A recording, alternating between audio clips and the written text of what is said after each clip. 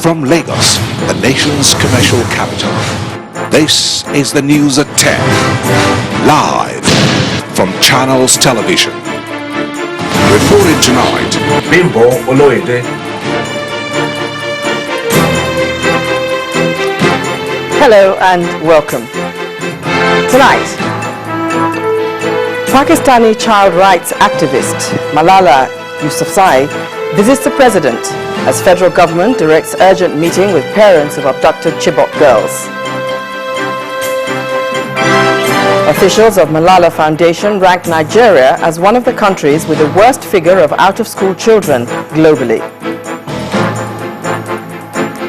Army hierarchy calls for patience, refuses to put time frame on war against terror. And a Ukrainian military aircraft brought down as fighting with pro-Russian separatist rebels intensified. And on business news, federal government says it's still discussing the issue of oil subsidy removal.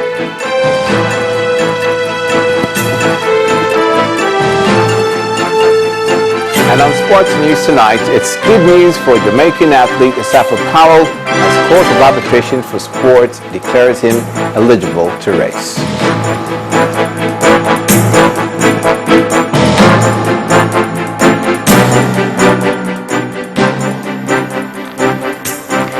The president has directed that arrangements be made towards his meeting with parents of the Chibok girls passing through a horrific experience following the abduction of their children by the Boko Haram group.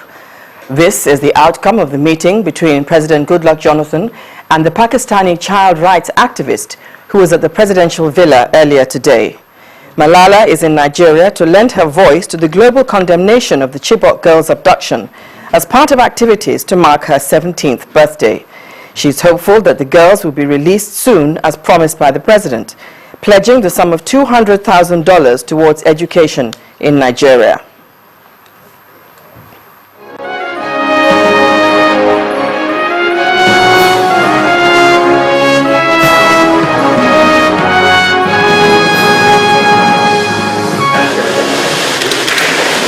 She has fully recovered from gunshots from terrorists and is today advocating that all girls, no matter the odds, should be made to go to school. She carried her campaigns to Nigeria precisely into the presidential villa on her birthday to meet with President Goodluck Jonathan behind closed doors.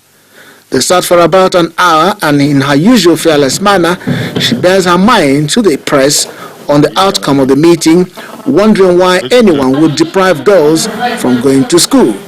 She is, however, happy with the promise she got from the president. And the president fortunately promised me that he will do something for these girls, and he promised me that the girls will be returned as soon as possible.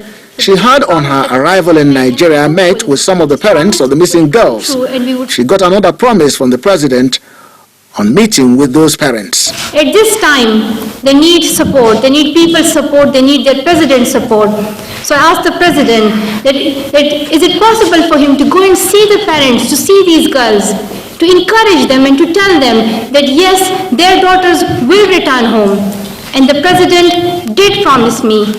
He said that he will meet the parents of these girls, and I'm hopeful that these two promises, the return of those girls who are under the abduction of Boko Haram and meeting the parents of those girls will be fulfilled, and we would see it really soon. Funding of education is of concern to Malala.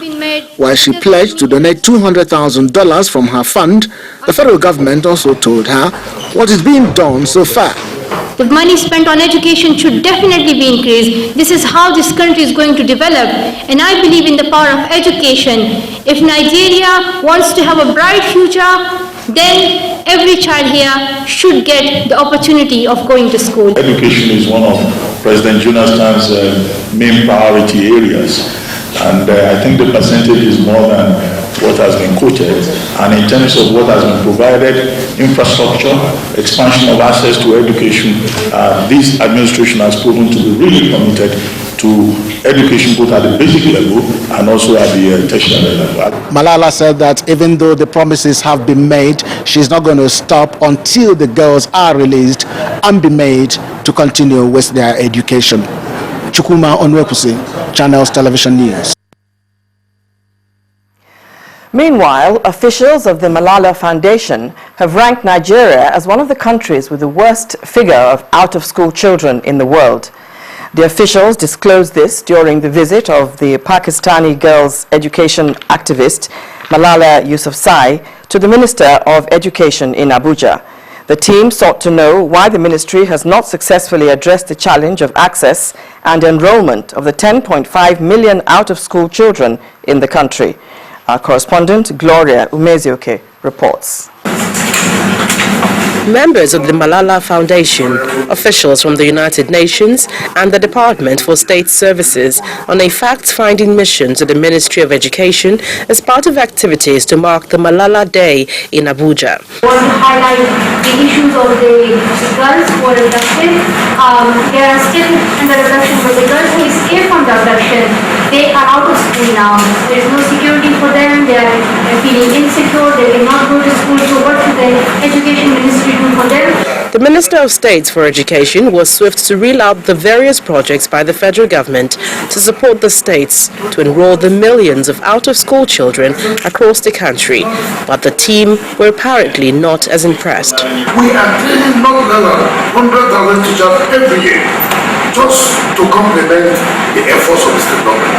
There's no impact that the federal government does not give to the state at least 5 billion naira for the training of their teachers. It is alarming, it is frightening, and so we are doing everything we can to reduce this number. Now, if other governments have done this, but before now, look at where we are. The group advised the federal government to cooperate better with states to alleviate the crisis. So far, the minister says 139 billion naira has been given to states to provide support. People ask about the crisis and why the children are not in school. So the federal government must intervene, I think, and they should take this crisis as a national crisis, and they should reach to the local governments, to the state governments, and let Nigeria have a very soft image, a very good image as a very good country where children go to school. The Malala Foundation visit to Nigeria takes place almost 3 months to the day since the abduction of the Chibok girls on April 14. The renewed pledge by the government to up the enrollment figures is one Nigerians hope would reduce the education crisis in the country. Gloria Umezuke, Channels Television News. Well, she's also taken a bold swipe at Islamist group Boko Haram, condemning their use of terror to propagate Islam. In an interview with our Foreign Affairs correspondent, Amarachi Ubani, Malala says there is nothing Islamic about the group's methods as they go against the teachings of the faith. She also prescribes finding a customized approach to curbing terrorism in countries where it is evident.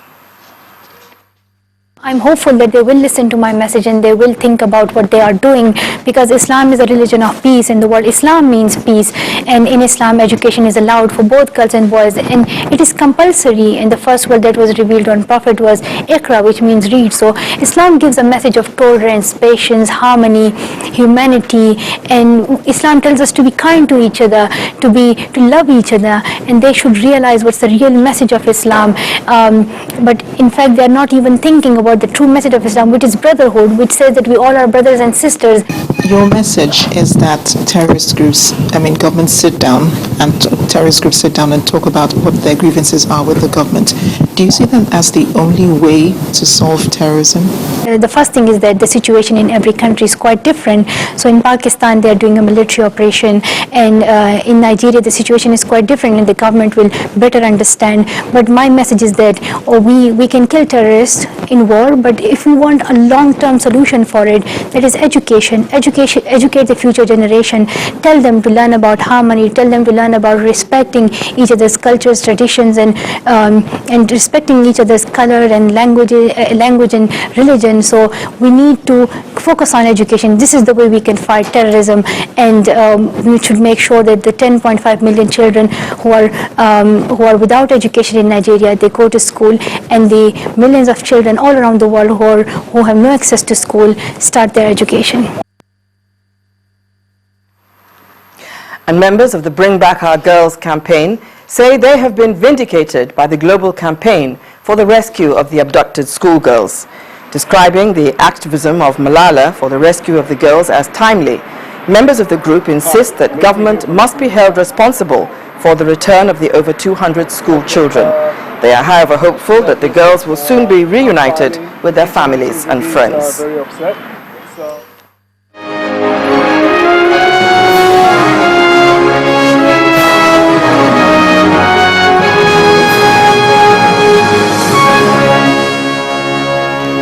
In part 2, after the break, National Conference adjourns till August the 4th, fails to reach agreement on derivation. Please stay with us.